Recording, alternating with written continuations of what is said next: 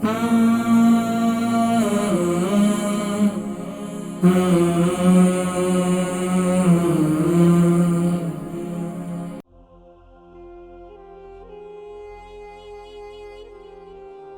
علیہ الصلوۃ والسلام نے ان کے دل کو طاقت، ان کے دل کی تقویت کے لیے سبحان اللہ فرمایا کہ تم شگفتہ باتیں کرو۔ معزز حضرات کرام، حضور اکرم صلی اللہ علیہ وآلہ وسلم کی تعلیمات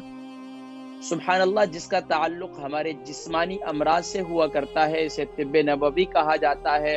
اور جسم کے جتنے جسمانی یا روحانی علاج ہے وہ سبحان اللہ طب نبوی کے اندر موجود ہیں۔ قربان جائیے پیارے کریم آقا علیہ الصلوۃ والسلام نے جہاں پر غذاؤں کا ذکر کیا، غذاؤں میں احتیاط کا ذکر کیا، غذاؤں کا کمبینیشن کا ذکر کیا، وہیں پر آقا علیہ الصلوۃ والسلام نے بیمار لوگوں کی بیماری کا علاج جو ہے وہ آقا علیہ الصلوۃ والسلام نے ان کے دل کو طاقت، ان کے دل کی تقویت کے لیے سبحان اللہ فرمایا ہے کہ تم شگفتہ باتیں کرو، تم بیمار کے پاس جاؤ تو اسے خوش کرو۔ کیسے خوش کر سکتے ہو؟ قربان جائیے پیارے کریم آقا علیہ الصلوۃ والسلام کی ایک حدیث مبارکہ جس کے راوی سیدنا ابو سعید الخدری رضی اللہ تعالی عنہ ہیں کہ پیارے کریم آقا علیہ الصلوۃ والسلام کے پیارے صحابی سیدنا ابو سعید الخدری رضی اللہ تعالی عنہ فرماتے ہیں عن ابی سعید الخدری رضی اللہ تعالی عنہ قال رسول اللہ صلی اللہ علیہ وسلم اذا دخلتم على المريض فنفسوا له في الاجل فان ذلك لا يرد شيئا وهو يطيب نفس المريض۔ پیارے کریم آقا علیہ الصلوۃ والسلام کے پیارے صحابی سیدنا ابو سعید الخدری رضی اللہ تعالی عنہ فرماتے ہیں کہ میں نے پیارے کریم آقا علیہ الصلوۃ والسلام سے عرض کی، آقا علیہ الصلوۃ والسلام نے فرمایا کہ جب کسی مریض کے پاس تم جاؤ تو فوراً اس کے سامنے خوشکن باتیں کرو، اس کی طبیعت کو خوش کر دو، اور فرمایا کہ اور اس کے علاوہ اس سے کچھ نہ کہو، مگر پھر بھی سبحان اللہ اگر تم اس سے خوشکن باتیں کرو گے، اس کے حوصلہ افزائی کرو گے تو یہ مریض کو بہت اس کے دل کو طاقت دے گی اور اس کے دل کو توانائی دے گی۔ حضرات کرام، میں نے دیکھا اور الحمدللہ اپنے اساتذہ کو بھی دیکھا، اور الحمدللہ ایک تجربہ بھی ہے، ایک عرصے سے لوگوں کے ساتھ تعلق بھی ہے، بیمار حضرات فون کرتے ہیں ان کے علاج معالجے کے لیے، ان کو بتلاتا ہوں، یقین جانیے آدھے سے زیادہ تو ان کی بیماریوں کا علاج جو ہے ان کو کمیونیکیشن کے ذریعے ان کی طبیعت ٹھیک ہو جاتی ہے۔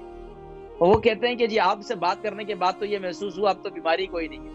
لیکن پھر جو ہے پھر بیماری کوئی نہ کوئی ہو جاتی ہے۔ قربان جائیے، تو گویا کہ ہمیں یہ بتلایا گیا کہ جب بھی آپ کسی بیمار کے پاس جائیں تو بیمار کے پاس جا کر بیمار کی عیادت بھی کریں، ایسا نہ کہیں اس کو ارے تمہیں تو اب دل کی تکلیف اب تو نہیں بچنے والے، ایسا کہہ دیتے ہیں بھائی وہ تمہیں وائرس ہو گیا، فلاں بندہ مر گیا، فلاں ایسا ہو گیا، بھائی اسے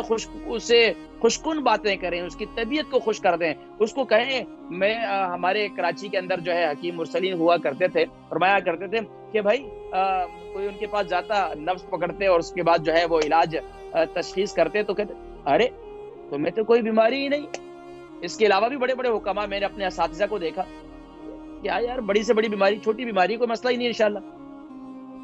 تو اس طریقے سے ہمیں ہونا چاہیے کہ جب کسی کے پاس جائیں تو آقا علیہ الصلوۃ والسلام نے ارشاد فرمایا تم یہ کہو کہ لا بأس طہور انشاءاللہ، کوئی حرج نہیں ہے انشاءاللہ، اللہ پاک شفا عطا فرمائیں گے، اور پھر تم اسے دعا دو اسأل اللہ العظیم رب العرش العظیم ان یشفیک، اسأل اللہ العظیم میں رب العالمین سے سوال کرتا ہوں، کیا؟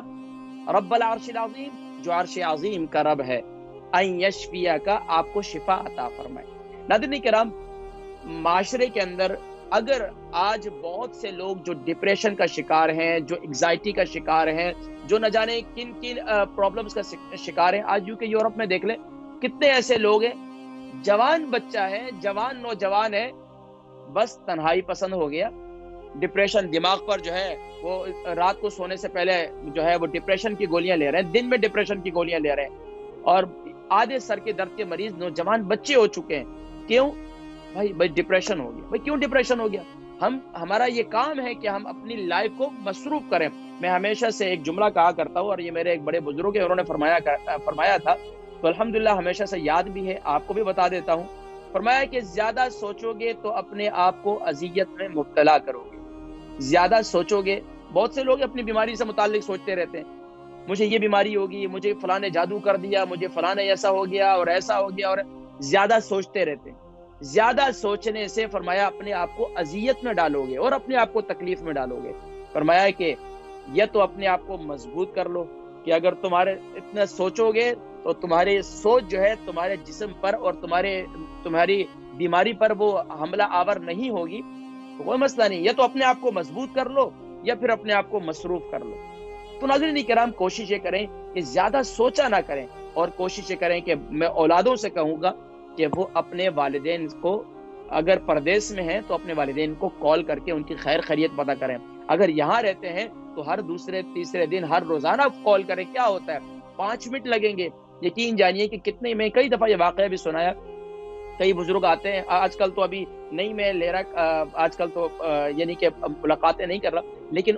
اس سے پہلے کئی ایسے بزرگ جو بیچارے آ کر بیٹھے رہتے تھے، کمیونیکیشن. اور یقین جانیے وہ کہتے ہیں کہ میرے بچے آتے ہیں اور جب وہ میرے گھر میں آتے ہیں تو مجھے ایسا محسوس ہوتا ہے مجھے کوئی بیماری نہیں،